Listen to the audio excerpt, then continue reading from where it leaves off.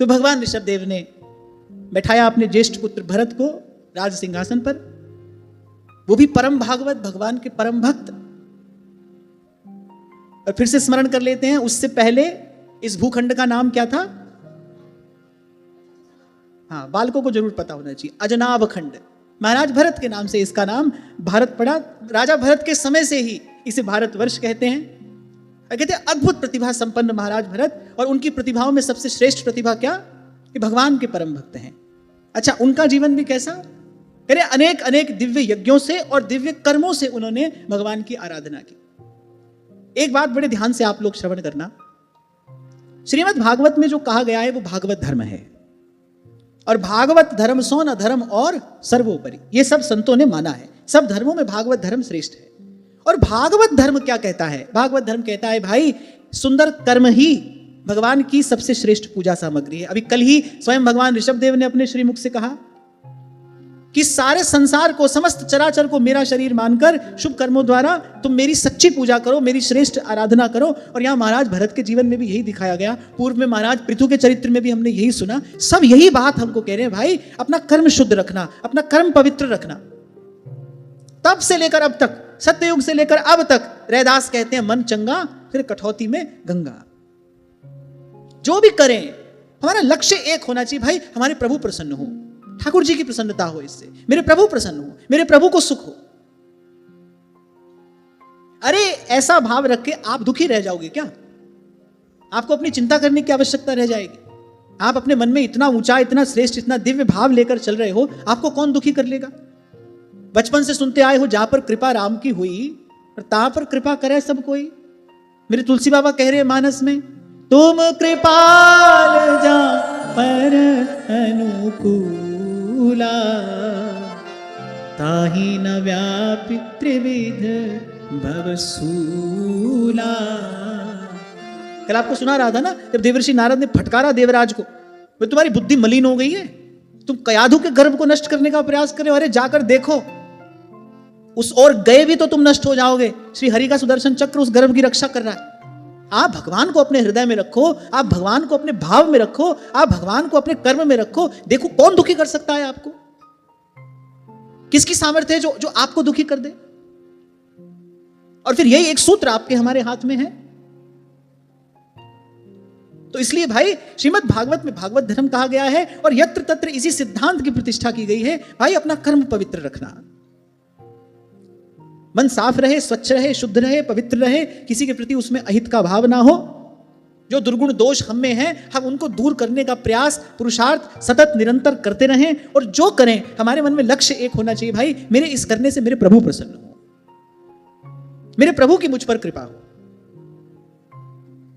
देवाराधन भी जब किया जाता है ना, पूजन अर्चन भी जब किया जाता है, तो जब आचार्य संकल्प कराता है ना, तो या तो कोई कामना होती है, उस कामना को कहा जाता है, अन्यथा कहा जाता है भाई ये पूजा भगवान की प्रसन्नता के लिए निवेदन है, भगवत प्रीत्यर्थ हम इसको निवेदन करते हैं, इससे भगवान प्रसन्न हो। अरे भगवान प्रसन्न हुए तो भगवान में तो सब है, तुम भी तो हो। अगर भगवान की प्रसन्नता के लिए कर रहे हो तो भगवान में ही तो तुम भी हो। तुम में भगवान है, भगवान में तुम हो, तो तुम कैसे दुखी रह जाओगे? हाँ, पर ये भाई ये जो पर्दा पड़ा है ना, ये पर्दा किसका है? स्वार्थ का पर्दा है। ये सत्संग की कृपा से हटता है। तब ही हो ही सब संशय भंगा, करिए सत्संगा। यहां लिखा है, बोले इसी प्रकार का महाराज भरत का भी जीवन था। सब कर्म करते हैं, बड़ी श्रेष्ठ रीति से प्रजा का पालन किया, और कितने समय तक? कितने समय तक? बोले 1 करोड़ वर्ष तक बोले प्रजा पालन किया बड़ी श्रेष्ठ रीति से, और सतत निरंतर यज्ञ पुरुष भगवान की आराधना करते रहे। उनका एक एक कर्म यज्ञ के ही समान पवित्र था। यज्ञ का अर्थ क्या होता है, कोई बता सकता है? यज्ञ किसको कहते हैं? हम तो जैसे यज्ञ बोलते हैं, हमारी भाव भावना में एक वेदी आती है, समिधा आती है, पर वैसे यज्ञ का अर्थ होता क्या है?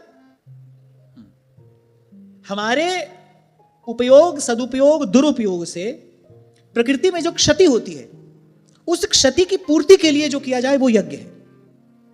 इसीलिए यज्ञ का एक ही प्रकार नहीं होता, यज्ञ के अनेक प्रकार हो सकते हैं।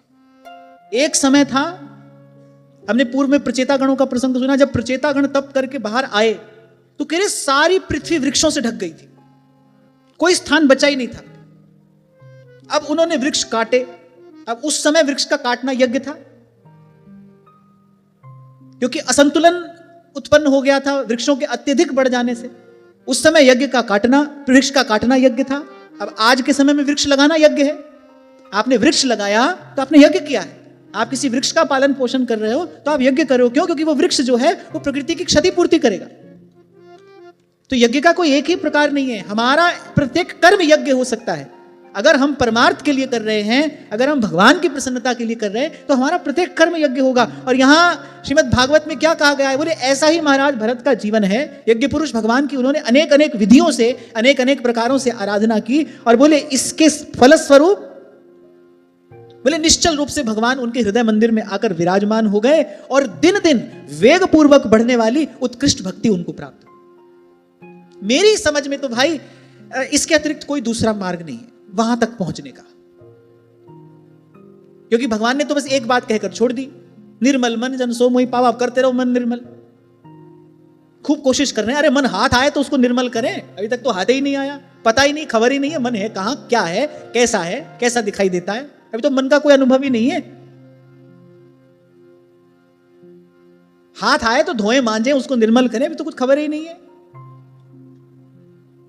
तभी अंत में भक्त कह देते हैं, ये मन हो निर्मल तुम्हारी कृपा से, इसे शुद्ध करने में हम तो हैं हारे। अगर नाथ देखो जो अवगुण हमारे, तो हम कैसे भव से लगेंगे किनारे। मैंने थक जाता है कोई व्यक्ति, मन निर्मल नहीं होता, हाथ ही नहीं आता, मन निर्मल कैसे होगा? बच्चे को नहलाना हो तो पहले बच्चे को हाथ में तो लेना पड़ेगा, कैसे नहलाओगे? अब बच्चा अतिशय चंचल हो तो कैसे दौड़ा देता है, थका देता है मां को। कन्हैया ने थका दिया मैया यशोदा को कि नहीं? हाथ नहीं आए। मन भी वैसा ही चंचल है, हाथ नहीं आता, धोगे मांजोगे कैसे? इसलिए वक्त कहते हैं भाई हमारे तो हाथ आया नहीं, ये मन हो निर्मल तुम्हारी कृपा से, इसे शुद्ध करने में हम तुम्हें हारे। तो खैर मैं ये कह रहा था, भगवान ने तो ये बात कह के छोड़ दिया। अतः वो तो बड़े चतुर हैं, उन्होंने कहा कौन माथा मारे, एक ही बात बोलो, निर्मल मन जन सो मोहि पावा, मोहि कपट छल छिद्र न भावा। अब करते रहो मन निर्मल। होता तो नहीं, जन्म जन्म लगने के बाद नहीं होता। क्या करें, कहां जाएं, किससे पूछें? क्योंकि जिससे पूछ रहे हैं उसी का ही अशुद्ध है, जिससे पूछ रहे हैं उसी का ही अशुद्ध है। कहीं ना कहीं कोई अशुद्धि वहां पर भी है। सुना आपने काकभुसुंडी जी का प्रसंग? लोमश ऋषि के पास गए, पूछा कोई भगवान की उपासना का रहस्य हमको बताइए। वो निर्गुण की उपासना कहने लगे। उन्होंने कहा भाई ये तो मुझे कुछ जच नहीं रहा है, आप सगुण की उपासना कहिए। थोड़ी सगुण की उपासना कही, फिर उसी निर्गुण उपासना में आ गए, क्योंकि उनका मन उसी में लगा था। अब काकभुसुंडी जी ने कहा हम बार बार आपसे कह रहे हैं आप सगुण की उपासना बताइए, मेरा मन तो वहीं लगता है, वही बढ़िया है। वो लोमश ऋषि हैं, क्रोध आ गया, बोले बहुत कांव कांव कर रहा है, जा कौवा हो जा। अब काकभुसुंडी जी हंसे, बोले क्रोध की हुई द्वैत बिन, और द्वैत के बिन अज्ञान। अब बड़ी पते की बात कही है। बोले द्वैत के बिना क्रोध कैसे हो सकता है? क्रोध किसी दूसरे पर ही तो किया जाता है, अपने पर थोड़ी क्रोध आता है, अपने पर क्रोध नहीं आता है। कितने भी अपराध करो अपने ऊपर क्रोध नहीं आता है, क्रोध दूसरे पर ही आता है। दूसरे का थोड़ा सा भी अपराध सही नहीं होता है, उबल पड़ता है व्यक्ति। तो बोले क्रोध की हुई द्वैत बिन, बोले बिना द्वैत के क्रोध नहीं आ सकता। और बोले ज्ञानी को द्वैत कैसा? बोले द्वैत के बिना ज्ञान। बोले जो हम पर क्रोध कर रहे हैं, अभी कहते तो हम बड़े ज्ञानी हैं और इनको ज्ञान प्राप्त भी हुआ है, पर बोले बहुत अधिक घिसने से तो चंदन की लकड़ी में भी अग्नि प्रकट हो जाती। बोले हमने बहुत खींचातानी इनके साथ कर ली, तो देखो ऐसे ज्ञानी को भी क्रोध आ गया। यानी कहने का तात्पर्य है कि भाई बिना भगवान की भक्ति के पूर्ण रूपेण चित्त शुद्ध नहीं होता, उसमें विकारों की स्थिति बनी रहती है। तभी श्री महाप्रभु कह रहे हैं पारासर सुर इंद्र कलप कामिनी मन फंद्या, परे देह दुख द्वंद कौन क्रम काल निकंद्या। बिना भक्ति के चित्त शुद्ध नहीं होता। तो भगवान ने तो कहा लो करो, ये हजारों हजार साल के तपस्वी ऋषि, इनको भी क्रोध आ जाता है।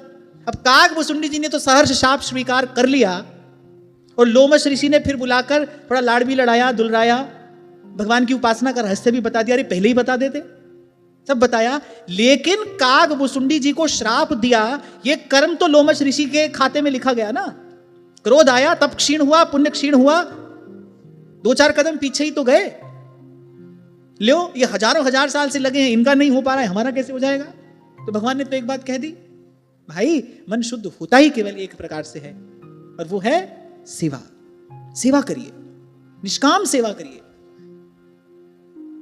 इसलिए बड़ा आनंद आता है जब श्री स्वामी शरणानंद जी महाराज की वाणी पढ़ता हूं।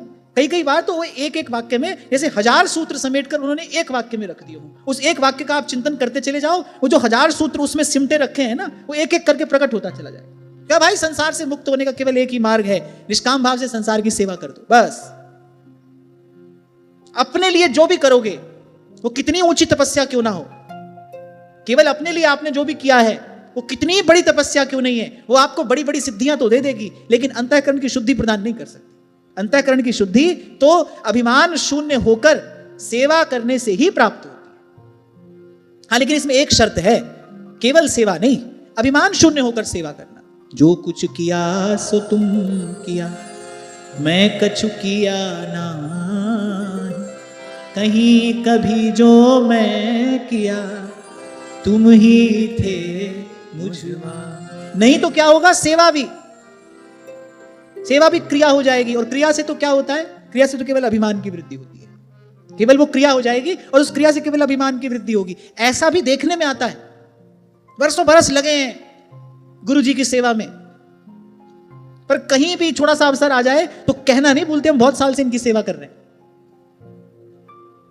कहीं ना कहीं से ये बात प्रकट हो जाती है, बहुत साल से सेवा कर रहे हैं, बहुत साल से सत्संग कर रहे हैं, इनकी सेवा की, उनकी सेवा की, सब करके भी हुआ क्या, केवल अभिमान की वृद्धि हुई। लक्ष्य हमारा क्या हो, लक्ष्य हमारा हो ये मन हो निर्मल तुम्हारी कृपा से। इसलिए पहले भगवान की कृपा के आश्रित होइए, पहले इस भाव को दृढ़ता पूर्वक अपने जीवन में धारण करिए। भाई मैं नहीं कर रहा हूं, मेरे प्रभु कृपा पूर्वक मुझसे करा रहे हैं, मुझे यंत्र बनाकर प्रभु की कृपा शक्ति अपना कार्य करा रही है, और इससे जो भी हो उसका अंतिम फल मेरे प्रभु की प्रसन्नता हो। फिर देखो आप जीवन मुक्ति के निकट पहुंचते हो कि नहीं, फिर देखो आप अनुभव करते हो कि नहीं। हाथ में कुंडी बगल में सोटा, चारों दिशा जगीरी में, मन लागो मेरो यार फकीरी में, मन लागो मेरो यार फकीरी में। मैं तो जो यहां लिखा है केवल उसकी किंचित व्याख्या करने का विनम्र प्रयास कर रहा हूं। बोले ये सब किया महाराज भरत ने, 1 करोड़ वर्ष तक प्रजा का पालन किया, सप्तद्वीपवती पृथ्वी के एक छत्र सम्राट हैं, कोई छोटा मोटा राज्य नहीं है। 1 करोड़ वर्ष तक शासन किया और अनेक अनेक यज्ञों द्वारा, अनेक अनेक सुंदर कर्मों द्वारा भगवान की आराधना करते रहे, प्रजा पालन किया, और अंत में इन सब के फलस्वरूप क्या हुआ, बोले भगवान श्री हरि मन मंदिर में आकर विराजमान हो गए। और बड़ी सुंदर बात यहां लिखी है, और बोले दिन दिन वेग पूर्वक बढ़ने वाली भक्ति भावना उनको प्राप्त हुई। कैसी अद्भुत स्थिति होगी जब सदाई भाव से भरा रहता हो मन, सजल नेत्र हो, रोम रोम पुलकित रहता हो। अरे 1000 मुक्तियां ऐसे सुख पर न्यौछावर हैं। संतों को मुख से सुनाए भाई, मुक्ति अखंड सुख देती है, भक्ति अनंत सुख देती है। भक्ति जन्य जो सुख है वो प्रतिक्षण बढ़ता है, भक्ति वेगवती है, वो प्रतिक्षण बढ़ती है। ज्ञान आपको किसी एक निश्चित स्थान पर ले जाकर स्थित कर देगा, स्थिर कर देगा। महाराज जी आपने मुझे एक बार बताया था, श्री स्वामी जी महाराज ने लिखा है, बोले प्रेमी उस गहन गंभीर शांति का भी अतिक्रमण कर जाता है। ज्ञान आपको ले जाकर छोड़ता है किसी गहन गंभीर शांति में। और मैं फिर कह रहा हूं, वो शांति वो भी कोई साधारण बात नहीं है। हम अज्ञानी लोग कई बार कहने सुनने में उसकी अवज्ञा कर जाते हैं। हमको कुछ उसका अनुभव नहीं है, मिला हमको कुछ नहीं है, अवज्ञा कर दी हमने उसकी। अरे नहीं हमको ये नहीं चाहिए, तुमको पता ही नहीं वो है क्या है। तो वो भी कोई साधारण सुख नहीं है। ये बात जब कही गई है ना, मुक्ति निरादर भक्ति लुभाने, अस विचार हरि भगत सयाने, मुक्ति निरादर भक्ति लुभाने, तो यहां वस्तुतः मुक्ति का निरादर करने के भाव से बात नहीं लिखी गई है। कभी कभी कवि अतिशयोक्ति अलंकार का प्रयोग करता है। ये बात इसलिए कही गई है, भाई मुक्ति का सुख भी जिसके सामने तुच्छ है, वो भक्ति कैसी अद्भुत सुखदा होगी। यहां भक्ति की विशेषता के लिए यह बात कही गई।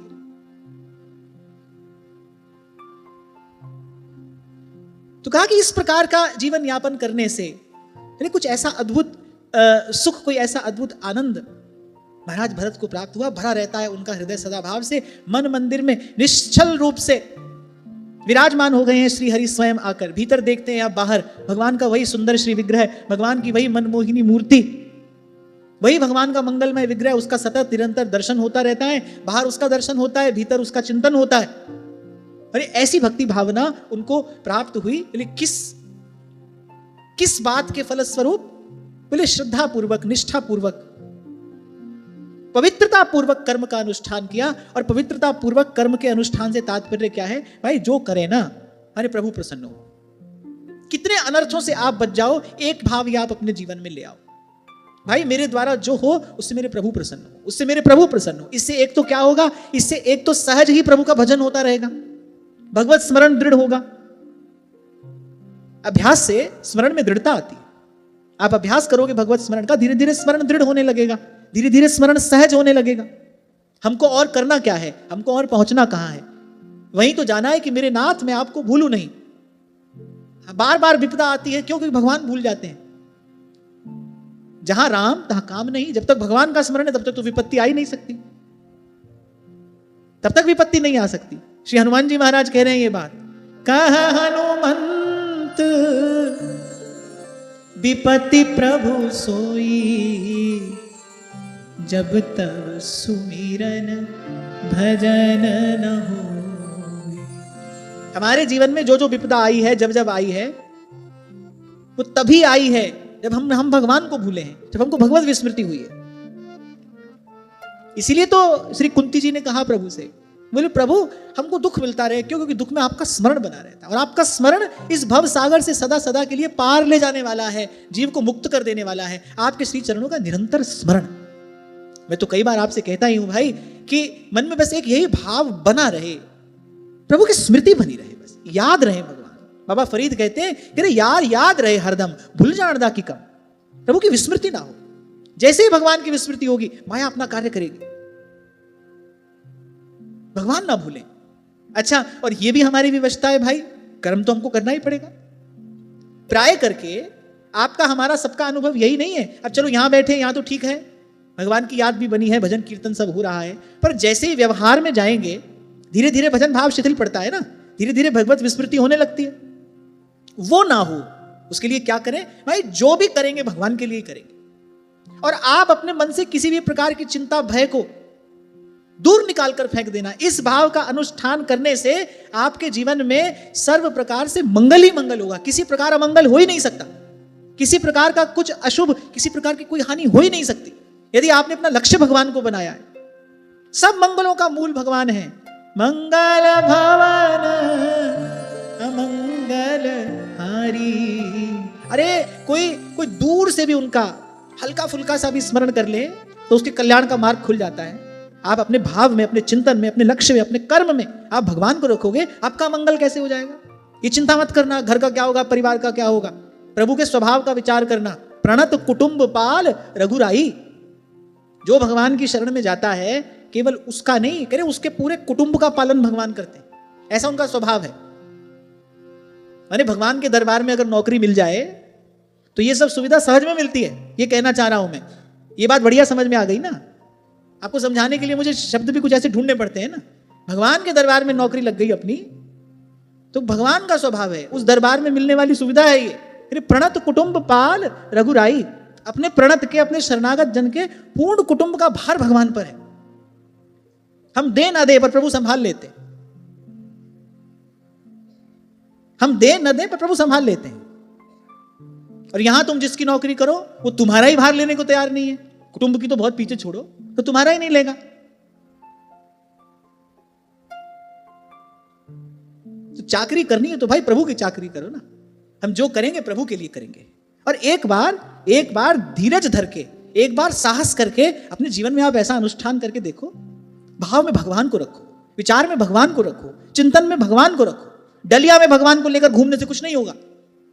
घर से लेकर चल दिए, यहां धरा वहां धरा, और ये सब देखा देखी हो रहा है भाई। इसी सब देखा देखी हो रहा है। कितना बड़ा बाजार लगा है देखो, मल्टी मिलियन की इंडस्ट्री हो गई है अब ये, करोड़ों अरबों का खेल है भाई अब ये। पर देखा देखी भक्ति को व्यास ना होई निबाह। भाव में भगवान को रखिए, स्मरण में भगवान को रखिए, चिंतन में भगवान को रखिए, विचार में भगवान को रखिए, जिह्वा पर भगवान का नाम रखिए, मन मंदिर में भगवान का विग्रह रखिए, अपने कर्म में रखिए भगवान को कि जो भी करूं मेरे प्रभु प्रसन्न हो। इसके क्योंकि यही धर्म है, यही भागवत धर्म है और धर्म पालन का फल क्या है? धर्म ते बिरति जोगते ज्ञाना, ज्ञान मोक्ष प्रद वेद बखान। सहज होगा फिर ये। आप धर्म का पालन करो। धर्म क्या है? भगवत प्रीत्यर्थ किया गया कर्म ही धर्म है। वो कर्म जिससे भगवान की प्रसन्नता हो वो धर्म है। श्री कृष्ण ने कहा युधिष्ठिर जी से, बोलो अश्वत्थामा मारा गया। बोले झूठ बोले?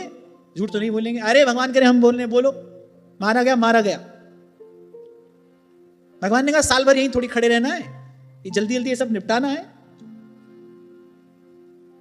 ठाकुर जी ने बीच में पढ़कर ही सब कार्य कराया। चाहे पितामह भीष्म हो, द्रोणाचार्य हो या अंगराज कर्ण, ये 3 योद्धा ऐसे थे कि इन 3 योद्धाओं के रहते पांडव कभी विजयी नहीं हो सकते थे। और ये 3 योद्धा ऐसे थे कि जब तक स्वयं शस्त्र का त्याग ना कर दे इनको कोई पराजित नहीं कर सकता। जब तक कर्ण के हाथ में उसका विजय धनुष है और पितामह भीष्म को तो इच्छा मृत्यु प्राप्त है। और तीसरे गुरु द्रोण।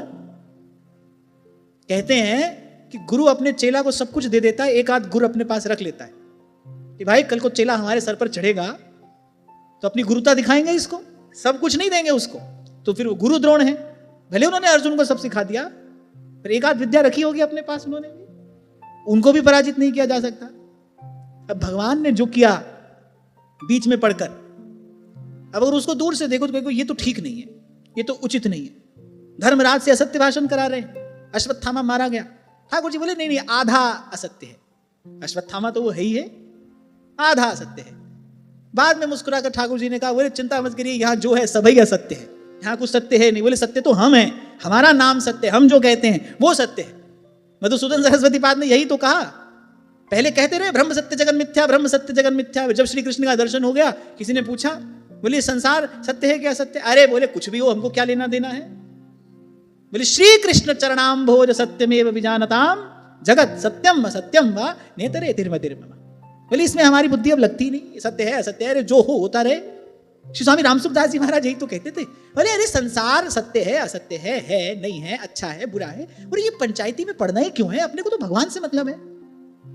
24 घंटे हैं दिन में, उनमें से कितने घंटे हम भजन कर लेंगे? कर लेते हैं, कर पाएंगे भाई।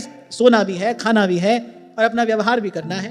थोड़ा सा समय है, अब उसमें भी यही लेकर बैठ जाओ, निर्गुण है, सगुण है, संसार सत्य है, ब्रह्म सत्य है कि जगन मिथ्या है। अरे इतने पछड़े में पढ़ना क्यों? सीधे सीधे भगवान अपने हैं भाई। भगवान का नाम जपना है, भगवान का दर्शन करना है, भगवान की सेवा करनी है, जो करना है भगवान की प्रसन्नता के लिए करना है। किसी भी प्रकार से भगवान के आसपास मंडराते रहना है। मन भवरा थारे चरण कमल पे हो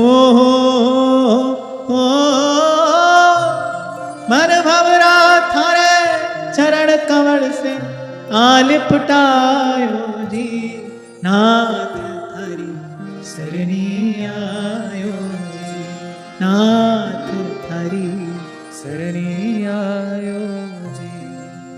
और जब भक्ति वेगवती हो गई, यानी 1 करोड़ वर्ष बीत जाने पर, फिर उनको अपने पिता से जो राज्य प्राप्त हुआ था वो उन्होंने अपने पुत्र को दिया और पहुंच गए हरिहर क्षेत्र में, जहां गंडकी बहती है, भगवान शालिग्राम का प्राकट्य होता है, बड़ी पवित्र भूमि। और उस पवित्र क्षेत्र में पहुंचकर सर्वथा एकांत का सेवन करते हुए भगवद आराधन में तन्मय हो गए। बड़ा सुंदर वर्णन यहां पर किया है। बोले अकेले ही रहकर अनेक प्रकार के सुंदर पत्र पुष्प, तुलसी दल, जल, बोले इन सब उपहारों से भगवान की आराधना करते हैं। इसीलिए आपको कभी कहा था मैंने, पूजा सामग्री की विशेषता नहीं है भगवान की पूजा में। एक प्रसंग मैंने कभी सुना था, बोले किसी ने महादेव पर अपने आप को ही चढ़ा दिया।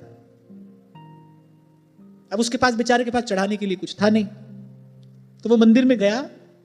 अब भक्तों ने बिल्व आक आदि से बड़ा सुंदर श्रृंगार किया है शिवलिंग का। अब उसने मंदिर में जाते क्या किया, पहले तो वो सब हटाया। तो बड़ा पाप लगना चाहिए उसको। बिल्व चढ़ाने से पुण्य होता है, चढ़ा हुआ बिल्व हटाने से थोड़ी होता है। वो भक्त लोग तो पूजा करके गए हैं, वो सब सामग्री हटाई और शिवलिंग पर चढ़कर खड़ा हो गया। और महादेव से कह रहा है हमारे पास चढ़ाने के लिए कुछ है नहीं, हमारे पास तो हम ही हैं, हम अपने आप को ही चढ़ाते हैं आपको। और लो वो भी भोले बाबा हैं, वो भी प्रकट हो गए। बोले ऐसा भगत आया, अपने आप को ही चढ़ा दिया हमको। न जाने कौन सी बात से दयानिधि रीत जाते हैं, पता नहीं। पूजा सामग्री की विशेषता नहीं है। वो जो मन की कोमल भावना है ना, वो बनी रहे। इसलिए बार बार आपको कहता हूं, भाई ऐसा कुछ ना कर देना चित्त कठोर हो जाए, ऐसा कुछ ना कर देना मन मैला हो जाए। बाहर होने वाली क्षति तो भाई इसकी पूर्ति हो जाएगी, अपने हाथ में ये है भी नहीं। अपने जीवन में होने वाली हानि अपने हाथ में थोड़ी होती है। तुलसी बाबा बड़ी सुंदर बात कहते हैं, सुनहु भरत भावी प्रबल, बिलखि कहे मुनिनाथ, हानि लाभ जीवन मरण, जस अपजस विधि हाथ, जस अपजस विधि हाथ। हानि लाभ जीवन मरण, जस अपजस विधि हाथ। इसमें अपना कोई बस भी नहीं है भाई, अपना कोई नियंत्रण नहीं है। ये जो भी हो रहा है भाई, इसमें अपना कोई नियंत्रण ही नहीं है। इसमें मन लगाकर अपने मन को मैला दूषित क्यों करना है? अब देखो, पत्र पुष्प है वहां पर, कह कंदमूल है, पत्र पुष्प है, चुल्लू भर जल है, इन्हीं सब उपहारों से भगवान की आराधना कर रहे हैं। और जो सुख यहां एकांत में कंदमूल निवेदन करने में मिल रहा है, वो वहां महल में स्वर्ण और रत्न के पात्रों में नैवेद्य निवेदन करने में नहीं मिलता था। अभी तो वो सब छोड़कर आए, प्रतीक्षा कर रहे थे भाई कब हमारा समय पूर्ण हो, ये सब छोड़कर जाएं और एकांत में जाकर तुलसी दल चढ़ाएं भगवान शालिग्राम को। श्रीमन्नारायण नारायण, श्रीमन्नारायण नारायण नारायण। भगवान के नाम का कीर्तन करें, भगवान के गुणों का गान करें। तो वो जो आनंद वहां महल में नहीं मिल रहा था, वो यहां मिल रहा है। वहां तो चढ़ाने को एक से एक दिव्य सामग्रियां हैं, पर यहां ये कंदमूल, ये तुलसी दल, ये सुंदर वन पुष्प, ये भगवान को निवेदन करने में बड़ा आनंद आ रहा है। अगर बस इसी प्रकार के दिव्य उपहार भगवान को निवेदन करते हैं, भगवान के नाम का कीर्तन करते हैं, सतत निरंतर भगवान के उस दिव्य मंगलमय विग्रह का ध्यान करते हैं, जो भगवान की कृपा से स्वतः ही मन मंदिर में प्रकट हुआ है। बोले धीरे धीरे क्या हुआ? बोले जो अंतःकरण था वो समस्त विषयाभिलाषाओं से निवृत्त हो गया, सारी वासनाएं निर्मूल हो गई, शांत हो गया मन। आपको याद हो, आपको मैंने कभी कहा था, दास्य भाव से भगवान की आराधना करो कि सख्य वात्सल्य से करो कि माधुर्य से करो, किसी भी भाव से भगवान की उपासना करनी है, पर पहले मन शांत तो होना चाहिए। अशांत मन से किसी भी भाव का साधन आराधन कैसे होगा? पहले मन की शांति तो चाहिए, और जब तक मन में किसी भी प्रकार की कामना वासना है, तब तक मन शांत कैसे होगा? तो बोले पहले देखो, क्रम देखना, पहले सत्कर्म किया, पहले सत्कर्म का अनुष्ठान किया, भगवान का भजन करते करते सत्कर्म किया। उसकी कृपा से जब मन में भक्ति भाव बढ़ा, जब भाव की अभिवृद्धि हुई, जब भाव में कुछ दृढ़ता आई, गुरुता आई, बोले तब एकांत का सेवन करते हैं। और फिर एकांत का सेवन करते करते क्या लाभ हुआ? बोले एकांत का सेवन करते करते शनै शनै शनै शनै बोले मन पूर्ण रूपेण शुद्ध हो गया, भगवत भाव में स्थिर हो गया। ये एक क्रम है। इसलिए कल भी आपसे मैंने कहा था, ऐसे कूद कर वहां नहीं पहुंच जाओगे। आज आप घर में हो, दुकान पर बैठे हो, सब झगड़ा झंझट हो रहा है, बस ऐसे किसी को सुन लिया और कल छोड़कर सब यहां आ गए, ऐसे नहीं होगा। एक क्रम है, ये एक मार्ग है, ये एक एक सोपान चढ़ के ही वहां तक पहुंचा जा सकता है। इसलिए कई बार आपसे कह देता हूं, भाई कोई दौड़ नहीं लगी है अपनी, किसी से कोई होड़ नहीं है, कोई प्रतिस्पर्धा नहीं है, किसी से कोई कंपटीशन नहीं हो रहा है, वो चला गया हम रह गए, ऐसा कुछ नहीं है। सबकी अपनी अपनी यात्रा है। इसलिए आपको कहता हूं, पहले ही झंझट बहुत है भाई, पहले ही बहुत खींचातानी हमको अपने अपने प्रारब्ध से मिली है, इसको और बढ़ाना मत। सबको तपस्या करनी है। प्रत्येक व्यक्ति अलग अलग परिस्थिति में रखा गया है, उसको उसी परिस्थिति में स्वयं को साधना पड़ेगा। यही उसके हिस्से आया हुआ तप है, यही उसके हिस्से आई हुई तपस्या है। उससे बचकर भागने का प्रयास मत करना। ईमानदारी से प्रभु को दृष्टि में रखकर करते चले जाओगे, अगला मार्ग खुलता चला जाएगा। भाव जब दृढ़ हो जाए, जब आपको लगे कि नहीं भाई अब नहीं कुछ चाहिए प्रभु के अतिरिक्त, तब साधक को एकांत में रहना चाहिए। क्योंकि केवल एकांत पर्याप्त नहीं है, पवित्र एकांत होना चाहिए। एकांत पवित्र हो, आपके एकांत में पवित्रता होनी चाहिए। एकांत में मन की सहज गति विषयोन्मुखी ना होकर भगवतोन्मुखी होनी चाहिए, भगवान की ओर मन जाना चाहिए। इसलिए पहले दिन से यही कहता आ रहा हूं आपको, भाई जहां हो वहीं रहकर अभ्यास तो आरंभ करो। घर में रहकर जब घंटा 2 घंटा एक आसन पर बैठकर नाम जप का अभ्यास हो जाए, तब सोचना कि अब अगला कदम हमको आगे बढ़ाना है। कुछ सोचकर ही तो कहा होगा ध्रुवदास जी ने कि प्रथम नाम हरिवंश हित रट रसना दिन रैन। ये थोड़ी कहा घर छोड़कर भाग जाना फिर ये काम करना। पहले कहा रट रसना दिन रैन, उसे ठिकाना तो उसके बाद मिलता है। प्रीति रीति तब पाइए अरु वृंदावन ऐन। माननी पड़ेगी ये बात आपको। आप आज मानो, कल मानना, किसी और जन्म में आप मानना। आप जिस परिस्थिति में हो, आपको अपना रास्ता वहीं से बनाना पड़ेगा भाई। किसी की देखा देखी आप नहीं चल सकते, आप कहीं नहीं पहुंचोगे। समय खराब होगा और मैं तो कहूंगा सावधानी, अवसर हाथ से चला जाएगा। किसी की ओर मत देखना। आपके पास अनुकूलता है, प्रतिकूलता है, जैसा है भाई वही हमारे लिए की गई व्यवस्था है। उसको हमको यथावत स्वीकार करना है, जो का त्यों स्वीकार करना है। ईमानदारी तो एक है, तो अभी थोड़ी देर पहले आपसे मैंने कहा ईमानदारी एक है, वो रखी जाए। हम अपने भाव में, विचार में, चिंतन में, अपनी क्रिया में भगवान को रखें। ईमानदारी से भाव अपने मन में रखो, प्रभु आप मुझ पर दया करना, मैं तो अबोध हूं, अज्ञानी हूं, मूढ़ हूं, मायाबद्ध हूं, आप मुझ पर कृपा करना। प्रभु मेरे द्वारा कभी कोई निषिद्ध कर्म ना हो। श्री स्वामी जी महाराज की वाणी में मैंने पढ़ा, बोले झूठा भी समर्पण हो ना अगर भगवान के चरणों में, बोले भगवान उससे निषिद्ध कर्म नहीं होने देते। मां के हृदय में वात्सल्य की एक बिंदु है। मां के देखते देखते बालक अपना अहित कर सकता है? नहीं कर सकता। मां अपने प्राणों पर खेल जाएगी पर बालक की रक्षा करेगी। और भगवान उस करुणा कृपा के सिंधु हैं। मां के हृदय में जो है ना, वो एक बूंद है, और भगवान उसी कृपा, करुणा, स्नेह, वात्सल्य के सिंधु हैं। जब जीव भगवान की शरण में चला जाएगा, उससे गलत काम कैसे हो जाएगा भाई? और होगा तो वो भगवान की जिम्मेदारी है, भगवान देखेंगे। पर हो नहीं सकता, हो ही नहीं सकता। भगवान का आश्रित जन कभी निषिद्ध कर्म की ओर जा ही नहीं सकता। मन जाएगा भी सही, भाई भगवान संभालते हैं। ये भगवान का प्रण है। जिमि बारक राखे महतारी, करऊं सदा तिन्हकी रखवारी, करऊं सदा तिनकी रखवारी। और बस एक बात कहकर मैं वाणी को विराम देता हूं। अगर हमें किसी बात का अभ्यास नहीं है तो वो ईमानदारी का नहीं है। हम संसार में भी, संबंधों में भी कहां ईमानदार हो पाते? हम किसी भी कार्य में ईमानदारी पूरे पूरे उतर ही नहीं पाते। छल कपट कहीं कम कहीं अधिक रहता ही है। स्वार्थ ही सबसे बड़ा कपट है। कहीं ना कहीं, कहीं कम कहीं अधिक, मैंने कहा रहता ही है। बनाया तो संसार भगवान ने इसलिए कि इस ईमानदारी का हम यहां पर अभ्यास करें। आप कहते हो हम कर रहे हैं, कोई हमको मूर्ख बना रहा है। अरे कोई किसी को मूर्ख नहीं बनाता है, अपने आप कोई मूर्ख बनाता है व्यक्ति। कोई किसी का अपमान नहीं करता, अपना ही करता है। कोई किसी को कष्ट नहीं देता, अपने लिए ही बीज डालता है। पहले भी आपसे कई बार कहा मैंने, कोई आप तक नहीं पहुंच सकता, आप तक केवल आप ही की पहुंच है। इस बात को समझ लीजिए। किसी का किया आपको मिलने वाला नहीं है, किसी के किए से आपका बनने बिगड़ने वाला नहीं है कुछ। आप हो, आप अपनी नियति बना रहे हो। व्यक्ति पूछता है किसी ने हमारा बुरा किया, अरे कोई कर ही नहीं सकता, इसके आगे की बातें ही व्यर्थ है, सुनना ही व्यर्थ है। किसी ने आपका बुरा कैसे किया, कैसे कर देगा कोई? छल किया, कपट किया, अहित किया, जिसने किया अपना किया है भाई, किसी का नहीं किया है। जब अपने तक कोई आ ही नहीं सकता, किसी के किए हमारा कुछ बन बिगड़ ही नहीं सकता, हमको इधर दृष्टि डालनी क्यों है? थोड़ा सा शांत मन से देखो, सब समझ में आ जाता है।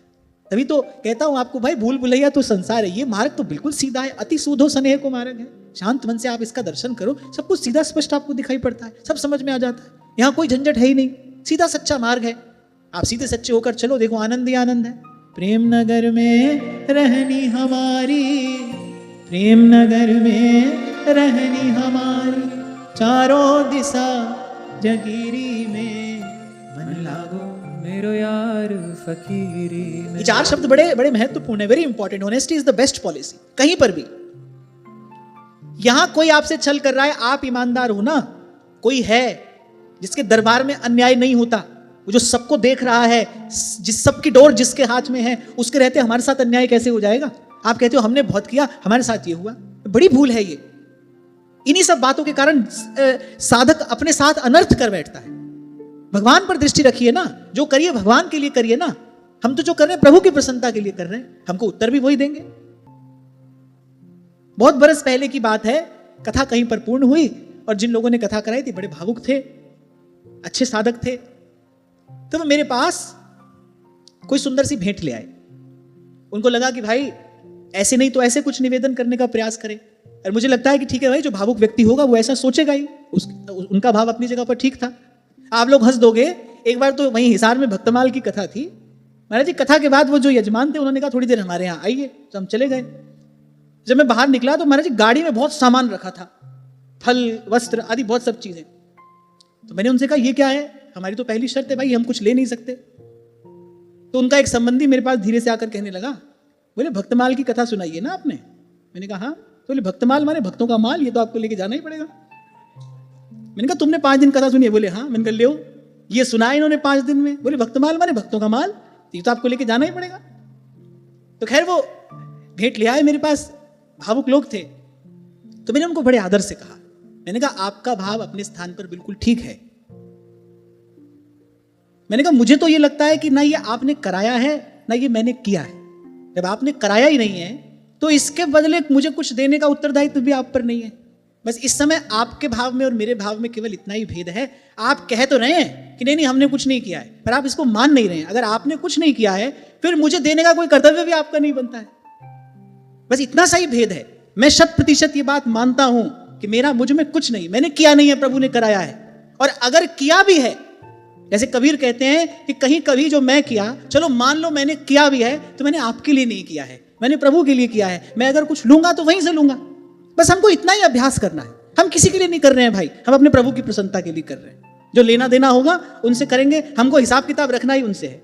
बने तो रघुबर पे बने और बिगड़े तो भरपूर, जो रघुवर को ना रुचे वा बनबे में धूर, वा बनबे में धूर। एक बार ऐसा करके देखो, सकल पदार्थ द्वार ठाड़े श्री गिरिधर पक्ष की।